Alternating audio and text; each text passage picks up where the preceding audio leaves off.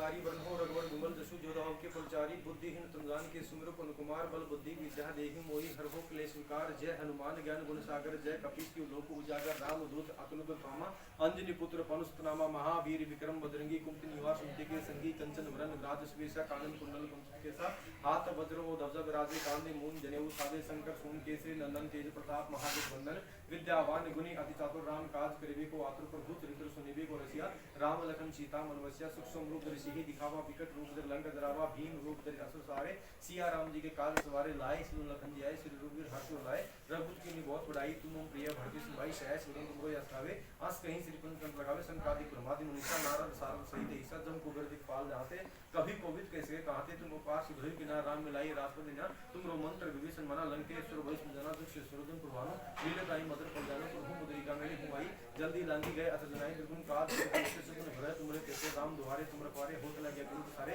सब तुलहत मारे शरणा तुम रस काहू गुरना आपन ते समारे आपे शिव लोग हाथी कापे भूत पिशाच निकट में आवे महावीर जी नाम सुनावे नास से रोग हर से पीरा जपत निरंतर हनुमत संकट से हनुमान छुड़ावे मन क्रम ध्यान दिलावे सब पर राम तपस्वी राजा तुमके काज सकल तुम साधा और मनोरथ जो बोलावे सोई अमित जीवन कृपावे चारों जुग प्रताप मरा है प्रसिद्ध दियारा साधु सुन के तुम तुम्हारे असुर निगम राम दुलारे अष्टसिद्धि नौनिधि अकबर दीन जान के माता तुमरे भजन राम को पावे जन्म जन्म के दुख सुरावे अंत काल भक्त को पुरधई जहां जन्म प्रभु कहीं और देवता सनक रही हनुमत से ही संकट कटे मिटे से बड़ा जो सुनले हनुमत मिला जय जय जय हनुमान गोसाई कृपा देव के नहीं जो सतवार पाठ को कोई छुट्टी बंदी वास कोई जो हनुमान चालीसा होई सिद्धि साकी उड़ेसा लेकिन दास हरि जरा की जनार हृदय मिलरा पवन तन संकट हरण मंगल मूर्ति रूप राम लखन सीता सहित हृदय सियावर रामचंद्र की जय।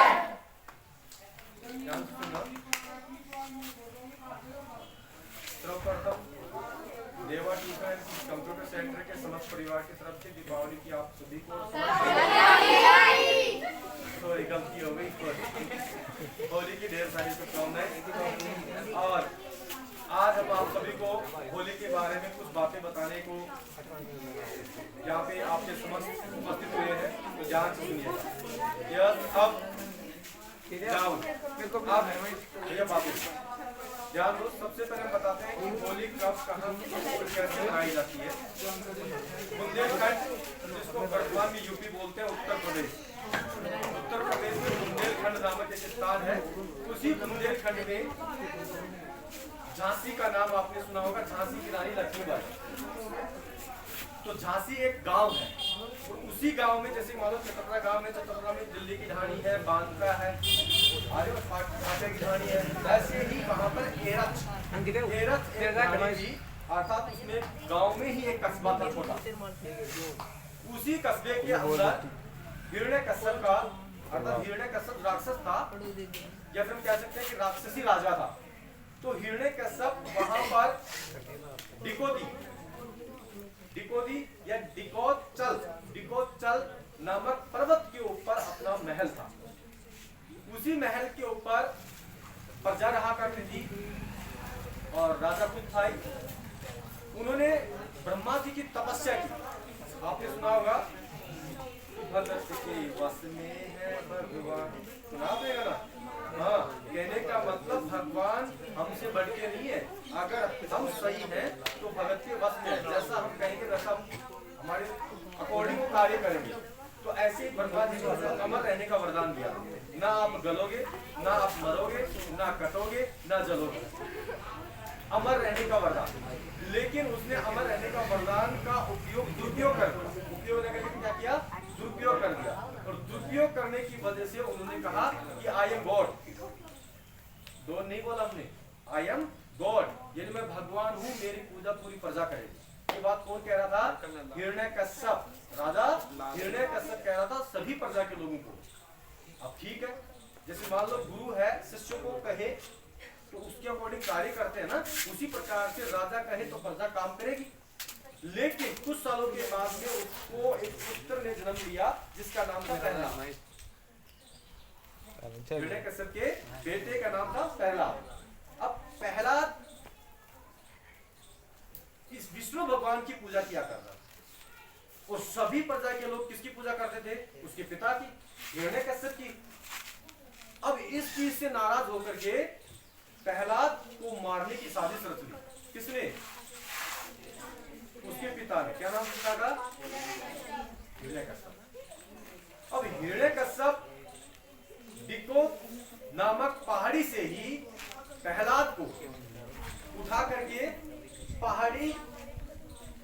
बेताब नदी का नाम सुना होगा आपने। बेताब नदी की तलहटी के ऊपर पहाड़ी बनी हुई थी, उस पहाड़ी के ऊपर किला बना हुआ था, उसी किले के अंदर वो प्रहलाद उसके पिता रहा करते। तो गुस्से में आकर के प्रहलाद को उठा करके उस बेताब नदी में डाल दिया। अब बेताब नदी में सौभाग्य ये हुआ क्योंकि उसका रखवाला कौन था? विष्णु भगवान। कैसे तैसे करके तैर वैर करके वो बाहर निकल के आ गया, फिर महल में आ गया। काफी साजिश रची, लेकिन वो हर साजिश में, क्योंकि बताने वाला कौन है? विष्णु भगवान, हर साजिश में असफल हो जाए। कौन? हिरण्यकश्यप। और हिरण्यकश्यप सोचा कि ऐसे तो ये नहीं मरेगा, अपनी बहन होलिका को याद करता है। हिरण्यकश्यप की बहन कौन है? होलिका। उसको याद करता है, खरीदा मैसेज देता है, होलिका को बुलाता है कि होलिका आपके पास एक चुनरी है, क्या है? चुनरी है। उस चुनरी को आप जब ओढ़ लेते हो, स्टॉप भैया, ये ध्यान सुन लो पहले। उस चुनरी को जब होलिका ओढ़ लेती है तो उसको आग नहीं लग पाती, अग्नि क्षीण हो जाती है, अर्थात अग्नि खुद बुझ जाती है। ध्यान दो, होलिका प्रहलाद को जबरदस्ती गोद में बिठा लेती है और खुद चुनरी से अपने आप को कवर कर लेती है और प्रहलाद को चुनरी नहीं उड़ाती। विष्णु भगवान देखता है कि मेरा भक्त जलने को तैयार है, इसके पिता जला रहे हैं। उसने एक ऐसी रचना की कि एक हवा का झोंका चलाया, वो चुनरी होलिका से उड़ करके प्रहलाद के ऊपर आकर गिर जाती है। होलिका जल जाती है, प्रहलाद बच जाता है। बात यहीं खत्म नहीं होती है, बात आगे बढ़ती है। उन्होंने सोचा कि प्रहलाद एक अवसर में तो बच गया, ये निश्चित है कि अगर इसके पास में प्रहलाद रहेगा, किसके पास? अपने पिता हिरण्यकश्यप के पास में रहेगा, तो निश्चित रूप से एक न एक दिन प्रहलाद मरेगा। पेड़ को क्या काटेंगे? किसको काट रहे? जड़ को। तो विष्णु भगवान ने नरसिम्हा का अवतार लेकर के और लिच्छी नामक एक माता का मंदिर है, कहां पे? एरत गांव में, उस डिकोस पर्वत के जस्ट नीचे तलहटी। वहां पर हिरण्यकश्यप को बुला करके उसका वध करता है। बड़े बड़े नाखून से नोच नोच करके हिरण्यकश्यप को खा जाता है। हिरण्यकश्यप के मर जाने के बाद में भी वहां पर मीटिंग हुई, और आज भी अगर वहां पे आप जाके देखोगे तो वो मंदिर उस माता का, और वैसी उनकी मूर्तियां बनी हुई है। नरसिम्हा राव की मूर्ति है, और दूसरा वहां पर उसके मर जाने के बाद में भी पंचायत बैठी हुई थी पंचों के बीच में कि भाई किसने क्या गलती की है, क्या साजिश रची गई है। और बेताब नदी अब खत्म हो गई है।